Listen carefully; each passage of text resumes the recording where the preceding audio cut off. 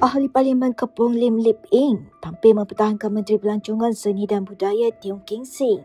Katanya kontroversi berhubung Majlis Makan Malam sempena Global Travel Meet anjuran Tourism Malaysia sebagai contoh jelas hipokrasi politik.